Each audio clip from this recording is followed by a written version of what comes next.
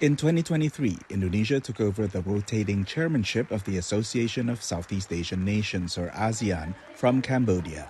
But one issue, the military rule of Myanmar, which began when the army seized power 2 years ago, threatens to overshadow other items on ASEAN's agenda. The U.S. State Department says there are credible reports that the military's crackdown on its opponents has resulted in thousands being jailed, tortured, or killed.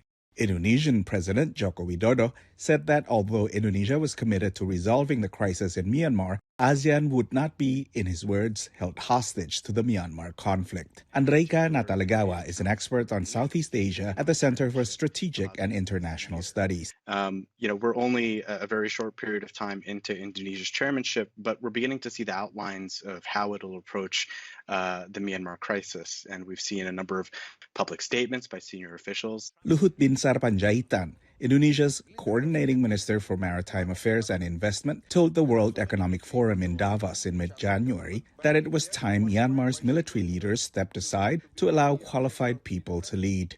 Meanwhile, President Widodo said Indonesia would send one of its high-ranking generals to Myanmar to offer advice on transitioning from military to civilian rule. Patrick M. Cronin is the Asia-Pacific Security Chair at the Hudson Institute. I think Indonesia is serious about wanting to improve the situation in Myanmar, but I think they're also reluctant to look like they're meddlesome or to be counterproductive, to engage in counterproductive activity. And they don't think blanket sanctions, they don't think stopping all dialogue is very productive.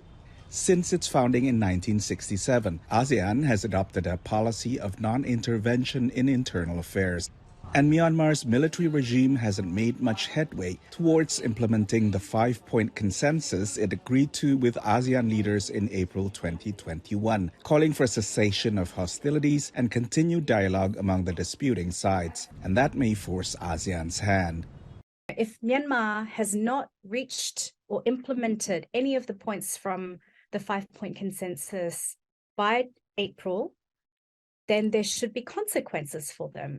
President Widodo told the Reuters news agency he was prepared to act decisively if Myanmar did not comply with the consensus, but he did not elaborate on what actions Indonesia would take. For Yuni, Salim, Nova Poerwadi, VOA News.